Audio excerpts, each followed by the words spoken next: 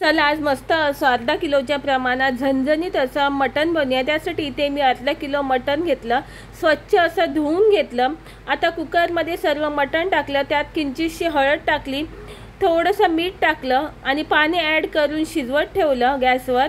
आणि ते तुम्ही बघू शकता इथे मी गॅसवर मटण शिजवत ठेवलं। आता कुकरला 7-8 शिट्ट्या देऊन चांगलं शिजवून घेणार आहे मटण। इथे मी 2-3 शिट्ट्या दिल्या, पण इथे मी 7-8 शिट्ट्या देऊन शिजवून घेतलं मटण। आता मटण इथे एका साईडला शिजत ठेवलं, तर एका बाजूला इथे मी सुकं खोबरं किसून घेतलं। इथे कांदा लसूण सोलून घेतली, कांदा चिरून घेतला। आता इथे वाटण करून घेऊया मटणासाठी। तर इथे कढईत कांदा लसूण चांगलं असं थोडंसं तेल ॲड करून छान असं लालसर होईपर्यंत भाजून घेतला। आता कांदा लसूण इथे भाजत आहे, तर त्याच्यात मी थोडंसं अद्रक टाकलं। आता कांदा चांगला लाल झाल्याच्या नंतर इथे मी सुकं खोबरं टाकलं। सुकं खोबरं पण लाल होईपर्यंत चांगलं भाजून घेतलं। थंड झाल्याच्या नंतर इथे मी अशा प्रकारे वाटण बनवून घेतलं। आता इथे मी मटणासाठी वाटण बनवून झाल्याच्या नंतर इथे मी कांदा चिरून घेतला, लसूण सोलून घेतली, इथे मी कोथिंबीर अशी साफ करून घेतली आहे।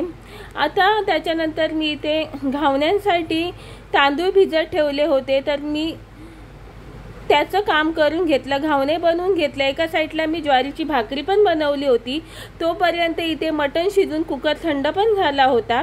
तर आता इथे मी नरम मटण आणि कडक मटण साईडला करून घेतलं। तुम्ही इथे बघू शकता नरम आणि कडक मटण मी वेगळं करून घेतलं आहे। तर आता फोडणी देऊया। तर एका टोपात तेल गरम करून घेतलं। तेल चांगलं गरम झाल्याच्या नंतर इथे मी फोडणीत लसूण टाकली।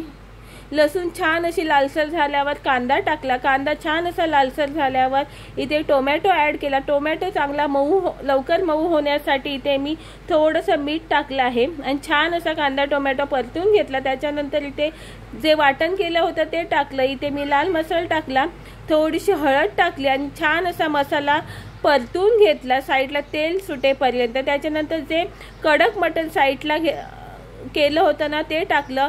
कुकरला शिजवताना जे पाणी ॲड केलं होतं ना ते फेकून न देता ते पण रश्श्यामध्ये टाकायचं आहे। इथे मी रस्सा बनवून घेतला।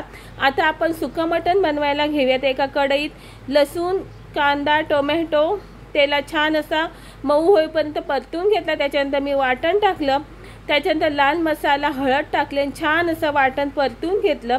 आता वाटण छान असं तेलात परतून झाल्याच्या नंतर इथे मी जे नरम मटण जे होतं ना साईडला केलेलं ते टाकलं। आता मटण टाकल्याच्या नंतर इथे मी थोडेसे काजू टाकले, ओले घरी होते म्हणून मी काजू टाकले। आता सीझनमध्ये आहेत म्हणून मी थोडेसे मटणात काजू टाकले आणि बारीक गॅसवर मटण चांगलं शिजवून घेतलं। काजू शिजेपर्यंत मटण चांगलं शिजवून घेतलं। मटण तर लवकर शिजणार आहे कारण ते कुकरला शिजवून घेतलं होतं। चवीपुरता मीठ टाकलं। आता एका साईडला इथे रस्सा शिजवत ठेवला आहे आणि एका साईडला इथे मी सुकं मटण शिजत ठेवलं आणि तुम्ही बघू शकता इथे रस्स्याला मस्त चांगली उकळी आली आहे। आता रस्सा चांगला 10 मिनिटं चांगला शिजवून घेतला आहे आणि तुम्ही ते बघू शकता रस्सा मस्त असा शिजला आहे। आता रस्सा इथे बनून झाला आहे, वरती मी कोथिंबीर ॲड केली। आता इथे रस्सा बनून झाला आहे। एका साईडला इथे सुकं मटण पण शिजून झालं आहे। आता वरून कोथिंबीर ॲड केली आणि इथे तुम्ही बघू शकता रस्सा झणझणीत असा बनवून झाला आहे। एका साईडला रस्सा बनवून झाला, एका साईडला इथे सुकं मटणसुद्धा तयार झालं आहे। आणि अशा प्रकारे मस्त असं अर्धा किलोच्या प्रमाणात झणझणीत असं मटण बनवून झालं आहे। आणि जर चॅनलला सबस्क्राईब केलं नसेल तर सबस्क्राईब करा आणि व्हिडिओ आवडल्यास लाईक शेअर आणि कॉमेंट करायला विसरू नका। Bye bye.